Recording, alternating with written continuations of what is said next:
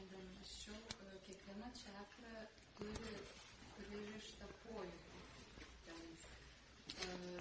Tarkim, 5 čakros klausa, 4 ten girdėjimas, o 6 čakros, koks yra 6 pojūtis, kas tai yra?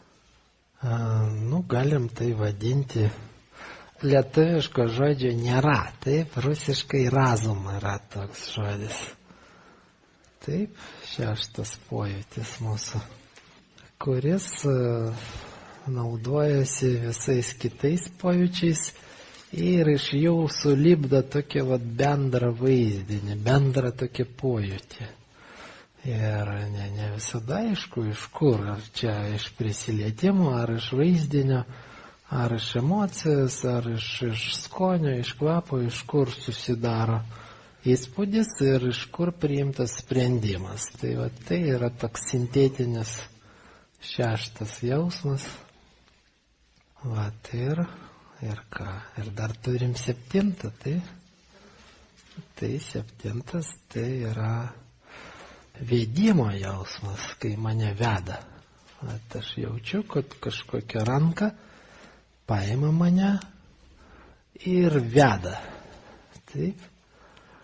Galim vadinti tai Dievu, galim vadinti tai kažkaip kitaip, aplinkybėmis, bet tas jausmas jis ypatingas, jis ateina labai labai retai, kai tu tikrai jauti, kad esu vedamas, kad ne kažką aš pats darau, o kažkas per mane ar su manim kažką daro. Ir kaip pavadinti tą jausmą, vedimo jausmą? Intuicija turbūt tai 6 jausmas, razum galima vadinti, taip? Kad atskirti nuo proto, tiesiog kam reikėtų. Žmonės dažnai mano, kad razum, kaip čia lietuviškai, nėra visiškai jokios tokios artimos sąvokos.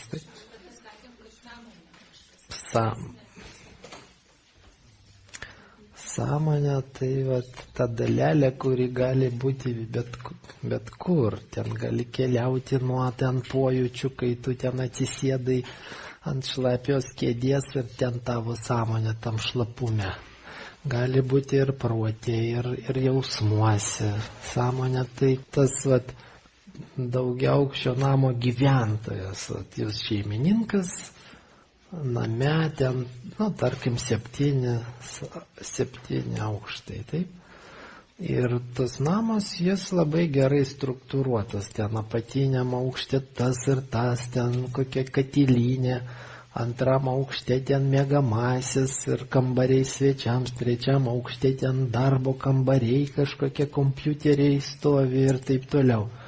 O visas tas namas, kai šeimininko jame nėra, jis taip pat savo stovi, katilinė dirba, ten šviesa užsidega, užgesta, šildymo sistema dirba, tik šeimininko nėra. Taip, o visas tas namas, jis savo ramiai gyvena su šeimininku, be šeimininko, savo gyvenimas ten vyksta.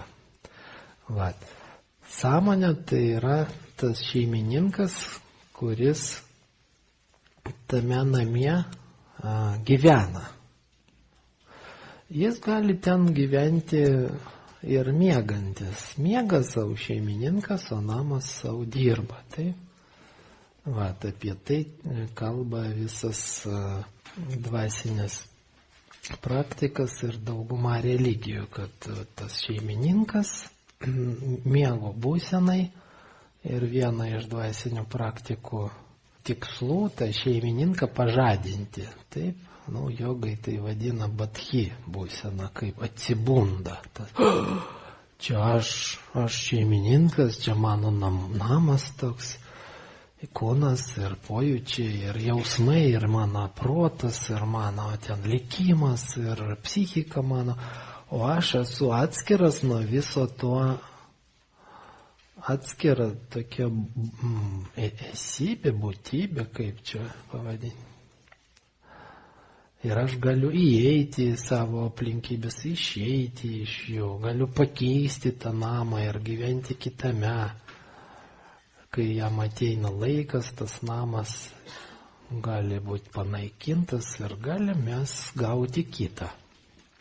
Jeigu, kaip mūsų materialiam pasaulyje, jeigu užtenka kažko, taip, tu gausi naują namą, jeigu ten pinigų, tarkim, tau užtenka, taip. Bet materialus pasaulis tik šešėlis, atspindys.